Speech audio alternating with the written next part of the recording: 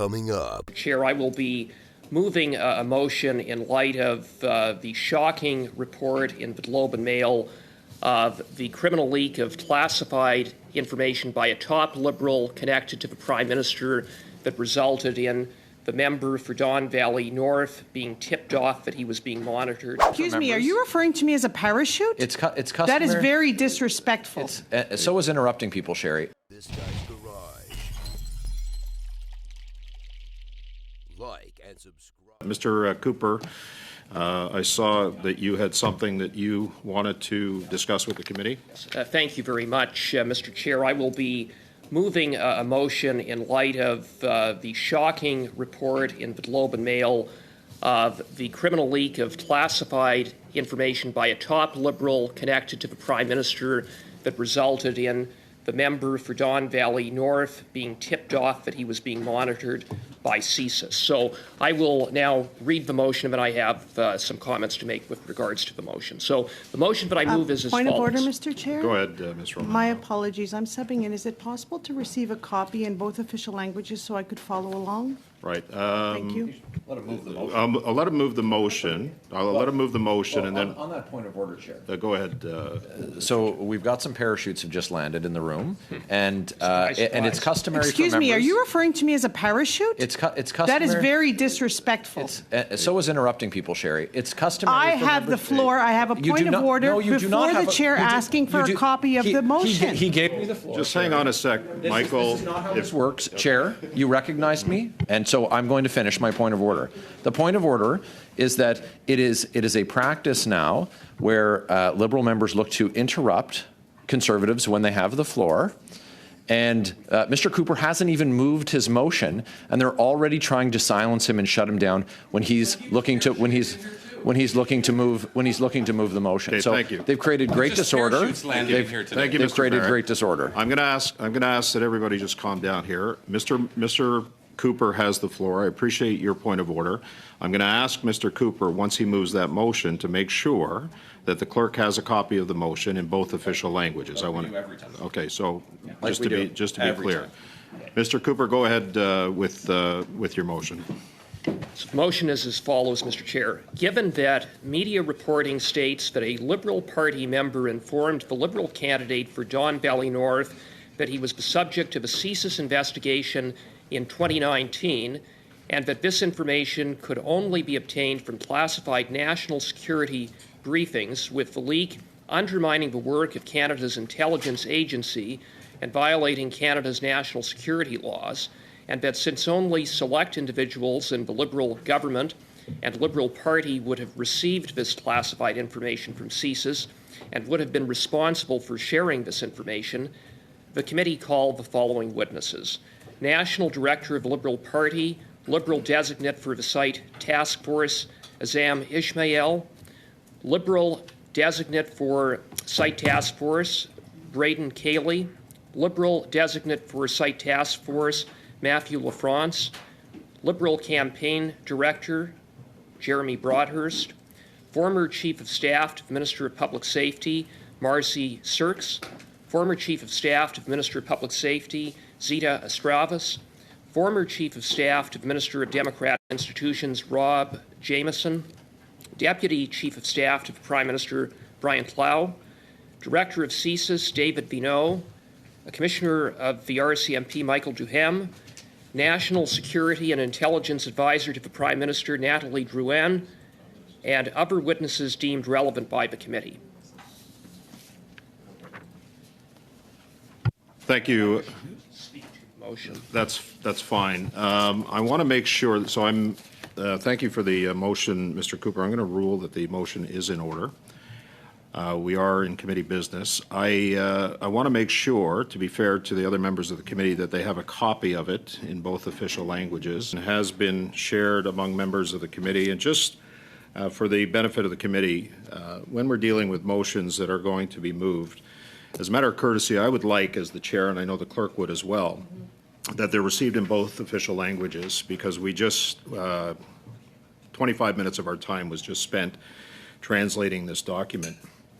So before we begin the discussion, I want to make sure that everybody is aware that any discussions are going to go through the chair. No cross-floor discussions at all. And we're going to deal with the discussion on the motion at hand. So, any disruptions with respect to a point of order just because you don't like what somebody is saying will not be tolerated by the chair. Mr. Cooper, you have the floor. Go ahead. Point of order. Sorry, Mr. Gerritsen. Yes, you have a point of order. Go. So succinctly, as per your direction, Mr. Chair, I'm referring to Standing Order 108, subsection 3, subsection H. Again, if you're going to look that up, it's 108.3H.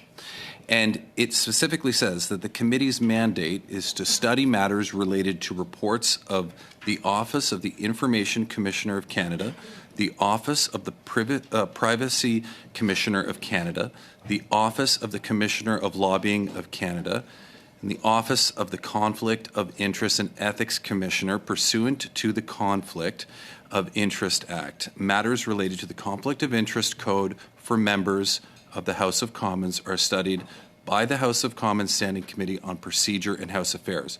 It actually puts that part in parentheses. It goes on to say the committee can also study any legislation or regulation or propose initiatives that relate to access to information and privacy and ethical standards relating to public office holders. So what I am suggesting to you, Mr. Chair, is that this motion is out of order because it does not fall under the mandate of the committee. And this issue is actually currently being studied at PROC, where Mr. Cooper, Ms. Romanato, and I sit. I mean, if we almost have more PROC members here than we do ethics, to be completely honest. And I would encourage this discussion and study to continue on in the place where Mr. Cooper himself, who isn't a member of this committee either, moved that in PROC. So I would suggest to you that based on what I said, based on the standing order that I referenced that you requested, this motion is not in order and you should rule it out of order. I appreciate that, Mr. Gerritsen, that intervention. I did rule that the motion was in order for several reasons, not the least of which is the what I consider to be the mandate of the committee, access to information, privacy, and ethics. I also ruled on the basis that our committee did study foreign interference and presented a report to Parliament, and I believe that this is an issue that is within the mandate of the committee. So I appreciate your point of order. Go ahead, Mr. Cooper, you have the floor. As I see it, there are at least 4 questions in the face of this shocking report that need to be answered, and that is, which top Liberal official illegally leaked the classified information? Who's the top Liberal who broke the law? What's the name of that person? Who's the criminal that is associated with the Prime Minister who compromised Canada's national security? Secondly, who tipped off the then Liberal candidate, now member for Don Valley North, that he was a target or at least being monitored by CSIS? Thirdly, when did the Prime Minister first learn of this criminal leak? And fourth, did the Prime Minister, once he knew, and he did know, he had to have known, did he refer this criminal leak, this major national security breach by one of his top Liberal officials, to the RCMP? This incident, this scandal, this latest piece in a massive scandal involving Beijing's interference and the Prime Minister turning a blind eye, in some ways giving a green light to it when it benefited him, highlights the absolute rot and corruption of this Prime Minister and those around him. This is a serious matter, it's scandalous, and it is further evidence that for this Prime Minister and those around him, it's all about advancing the Prime Minister's selfish personal interests and the partisan political interests of the Liberal Party, which he leads. National security be damned. It's imperative that this committee, which is the Ethics Committee, which is the committee responsible for access to information, and here we have classified information and a massive illegal flow of classified information, that this committee get to work and commence hearings and bring in as a starting point, as a prioritize, I would submit, the four people that we know received that classified information. One of those four, the Prime Minister or a senior select number of chiefs of staff in the Prime Minister's government, broke the law, and we need to find out who that person was. And we also need to hold this Prime Minister accountable, because whoever broke the law is one of his top officials. The Prime Minister knew about it. He was briefed about it. We know he turned a blind eye to the evidence of Beijing's interference. And if he did not report this criminal incident to the RCMP, then he effectively was complicit and worked to cover it up. Thank you, Mr. Chair. The evidence was very, very clear based on the information that they had available to him by the Ethics Commissioner, that Justin Trudeau did commit the offense of obstruction of justice by attempting to interfere in the decision-making of his then Attorney General. So the only thing that I could conclude, as well as many Canadians reviewing that exchange, is that there was indeed a two-tier level of justice. Now, I'm hoping that the RCMP are watching this, that they're following along with the inquiry, that they're reading the press, and that they are gaining some suspicion. To launch any police investigation, Mr. Chair, there has to be some suspicion. To lay a criminal charge under the Security of Information Act is a low threshold. Do the RCMP have reasonable and probable grounds, a very low standard to proof beyond a reasonable doubt for conviction purposes? Do they have reasonable grounds to believe that a top Liberal insider, political staffer who reports directly to Justin Trudeau leaked highly sensitive, classified information from CSIS? I think based on the evidence that we have heard in this inquiry, that threshold has easily been met. So I would hope that, given their reservations, that no Prime Minister in the history of this country has ever been charged with a criminal offense, that they would cast aside their reservations and their political reluctance to look at the Prime Minister as a suspect worthy of criminal prosecution, and actually go after this sole person who is responsible for this leak. My colleague, Mr. Cooper, stood up yesterday in the House during QP and quite pointedly asked the question that Canadians deserve to know, that all parliamentarians deserve to know. Who was that person? The Parle secretary stood up and completely ignored that question and talked about, as many Liberal members have talked about, that we respect the inquiry, that we welcome the inquiry. Again, completely not being truthful and honest with Canadians. They knew there was something to hide. They knew there was a smoking gun, and here it is. This is worthy of a full-blown investigation, Mr. Chair, and that is why I very proudly support this motion. But before I give up the floor, I am asking for a brief amendment to the motion. There is a reference to a Matthew Lafrance in the motion. Where his name is referenced, the amendment should read, quote, senior Liberal staffer who received CSIS briefing, comma, Matthew Lafrance, end of parentheses. Thank you, Mr. Brock, and thank you for that correction. I'm going to accept that as an amendment. I don't anticipate that we're going to have any discussion on the amendment because it clarifies. On the amendment, Mr. Garrettson? Because First, I'd like to understand exactly where it is. I'm looking at the motion. I don't see. And how is it being amended?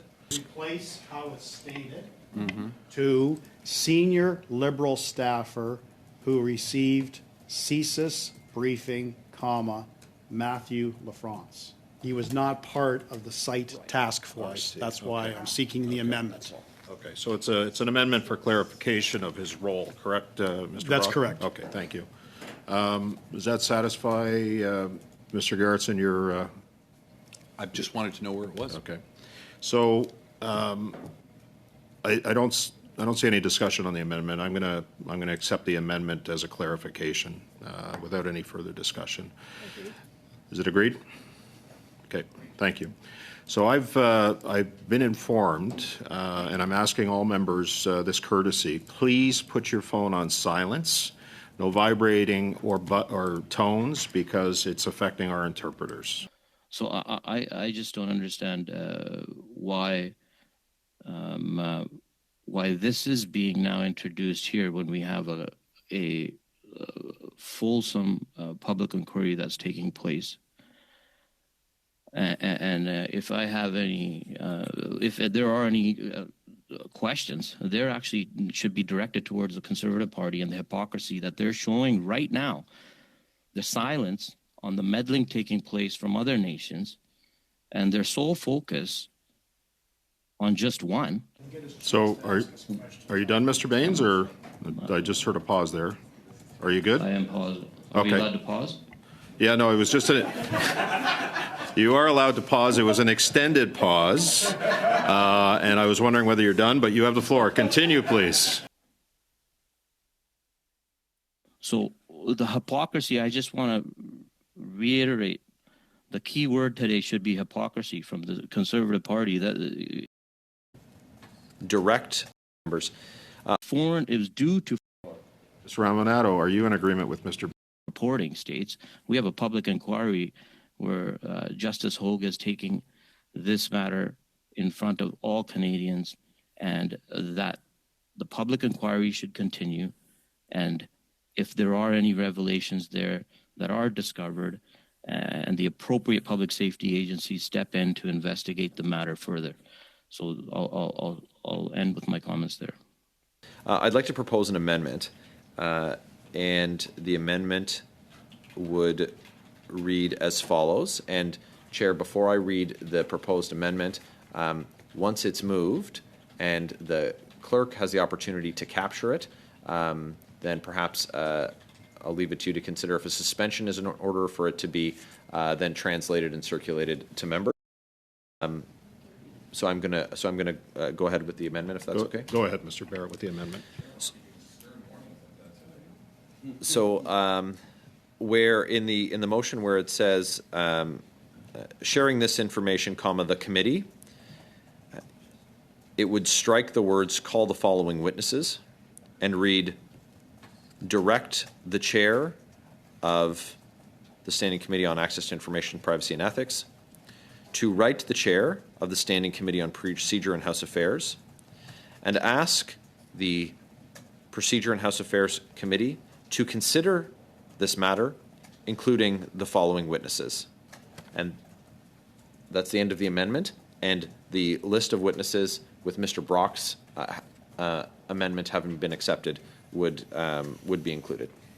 Okay, thank you, Mr. Barrett. I understand, Mr. Green, I see your hand up on the amendment. I understand that the parties have been working on this. On the amendment, Mr. Green, go ahead. Thank you very much, Mr. Chair. And not to shock the Hansard, but I will go on the record and say that this is a very practical and I think appropriate move by my friends on the Conservative side. I certainly support it.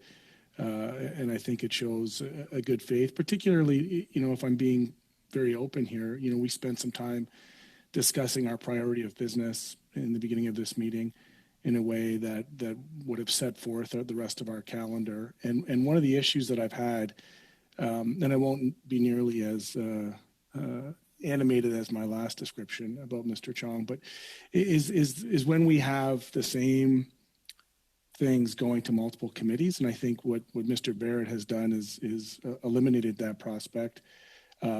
Certainly, if there are concerns and they've outlined them in a very long and detailed way, they should be studied. And I just want to say that I appreciate Mr. Barrett's intervention and amendment, and hopefully we can find, good consensus around the table to have this referred to Proc. Thank you. Okay, thank you, Mr. Green. Clerk And is... feel free, Michael, if you want to clip that and go ahead and put it in your fundraisers, you can do that. Breaking news. Okay, Mr. Green, I appreciate that. We are going to suspend, just to give the clerk enough time to work on the amendment proposed by Mr. Barrett. We're suspended for a few minutes. The English version doesn't seem to have any issues in it. However, when we write to the chair of Proc, we could suggest that he look at the matter, but we cannot direct them to do it. We can suggest the witness list, but we can't tell them what to do. That's what's a little bit lost in translation here. How can we change that? That the chair of the committee write to the chair of the Proc committee and suggest that he examine the matter above, including, for example, the witnesses below. Now, to you, Chair, that's the intent, right, then there can.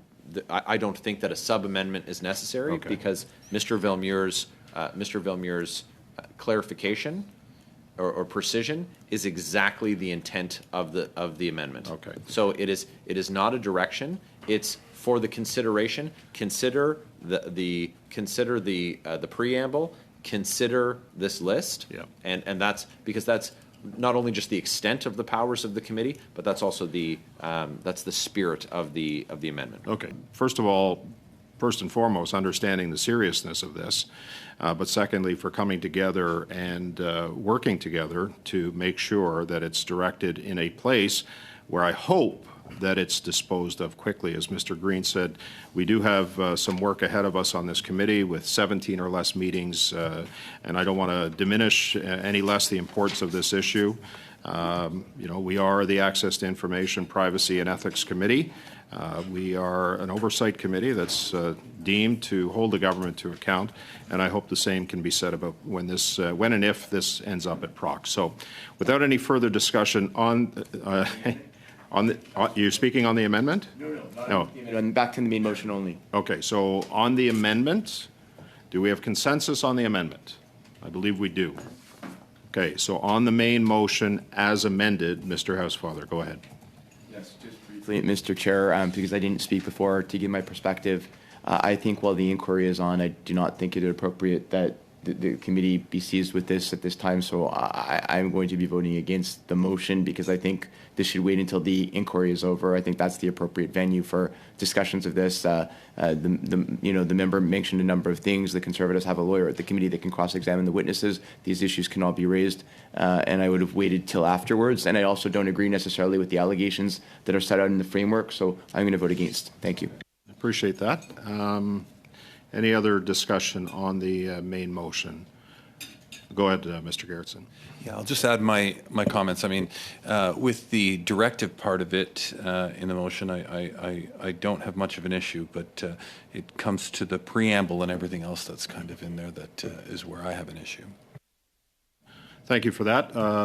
I can sense that we're not going to have consensus on the main motion as amended, so I am going to ask the clerk to take a vote. No further discussion. Go ahead, Madam Clerk, with the vote.